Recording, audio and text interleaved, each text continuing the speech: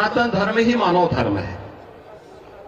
सनातन धर्म रहेगा तो मानव धर्म रहेगा, मानवता रहेगी, इस सृष्टि रहेगी। और मैं अभिनंदन करूंगा उन पूज्य संतों का जिन्होंने मौनी अमावस्या के अवसर पर पूरे धैर्य के साथ एक चुनौती हम सबके सामने आई। कुछ पुण्यात्मा उस एक हादसे के शिकार आग हो गए थे, लेकिन उन स्थितियों में एक अभिभावक के रूप में, जैसे परिवार के ऊपर कोई विपत्ति आती है तो परिवार का अभिभावक धैर्य नहीं खोता, पूरी हिम्मत के साथ खड़े होकर के उस चुनौती का सामना करते हुए उससे उभारने का कार्य करता है। और आपने देखा होगा कि जो सनातन धर्म के विरोधी हैं, वे लोग एक प्रयास कर रहे थे कि संतों का धैर्य जवाब दे दे और उसके बाद जग हसाई का एक कार्य कराया जाए।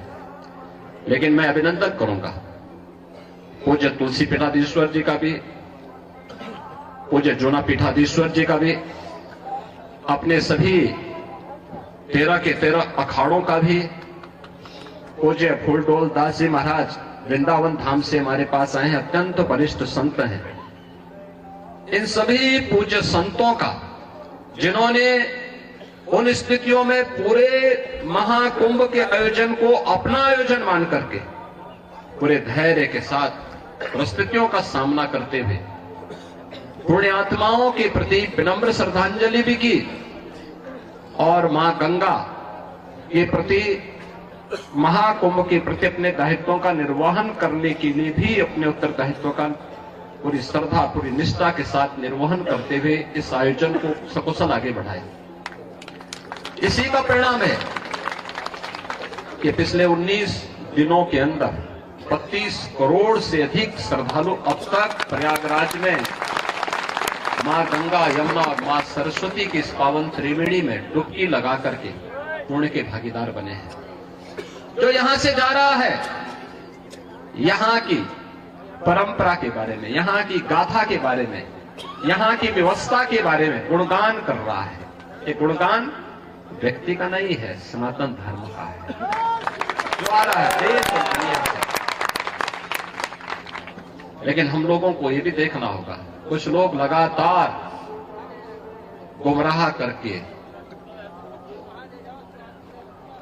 करके सनातन धर्म के खिलाफ हर एक मुद्दे पर षड्यंत्र करने से बाज नहीं आते।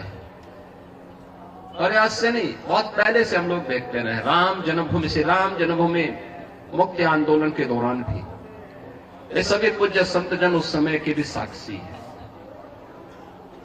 वे लोग उस समय, उनका व्यवहार, उनका चरित्र उस समय भी जग जाहिर था और आज भी है।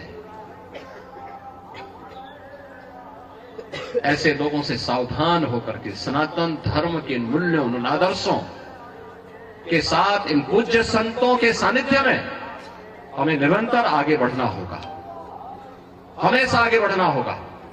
और जब तक पूज्य संतों का सम्मान है, सनातन धर्म का कोई बाल बांका नहीं कर सकता। और सनातन धर्म है तो दुनिया के अंदर जीव सृष्टि बनी रहेगी। ये सनातन धर्म की मजबूती पर निर्भर करेगा। और इसलिए हम सबका प्रयास होना चाहिए कि जहां भी जिस स्तर पर हो सके, सभी पूज्य संत जन कर रहे हैं, हमें समय के अनुरूप उस प्रकार की रणनीति के साथ जोड़कर के आगे बढ़ना होगा। कुंभ के लिए न जाने कितना बजट खर्च किया गया होगा, विज्ञापन चल रहे हैं, बुला रहे हैं लोगों को, 40 करोड़ लोगों को बुलाने का लक्ष्य था। ये डिजिटल महाकुंभ होगा। आप सोचिए, जहां पर डिजिटल कुंभ में सीसीटीवी लगे थे, क्या इनकी जानकारी में नहीं है? जो आपने आसमान में उड़ाने का काम किया था ड्रोन्स का, क्या आपको जानकारी नहीं है? तो ये बजट अपनी जगह है, लेकिन कुंभ महत्वपूर्ण है जहां पर लाशें गई हैं और हिंदुओं की जान गई है। सरकार को जागना चाहिए, हिंदुओं की जान गई है, जो खो गए हैं, जिन्हें ढूंढने के लिए सरकार को कदम उठाने चाहिए। मैंने पहले भी कहा था कि सेना को दीजिए इंतजाम को, क्योंकि इंतजाम में सरकार फेल हुई है। सरकार केवल बुलाने में रही, इंतजाम में सरकार नहीं रही। और शाही स्नान पहली बार ऐसा हुआ, साधु संतों ने मना कर दिया कि हम शाही स्नान नहीं करेंगे। उनको छिपाने के लिए फूल वर्षा की गई, जिससे कि संत लोग जान जाएं कि किसी की है, जान नहीं गई है। लाशें अभी भी हैं, आइडेंटिफाई नहीं हुई हैं। सूची आपके पास भी नहीं है। अगर आप भी मांगना चाहो, सूची नहीं दे रहे हैं, बताइए आप बजट ला रहे हो, लेकिन महाकुंभ जिसको दुनिया में आपने प्रचार किया, दुनिया से लोग आए, उसमें जान चली गई, उसकी गिनती नहीं है आपको। आप रुपए की गिनती यहां कर करके बताना चाहते हो। ये बजट मायूस ना करे, लेकिन सबसे बड़ी बात है, कुंभ में जो लोगों की जान गई है वो प्राथमिकता है समाजवादी पार्टी की।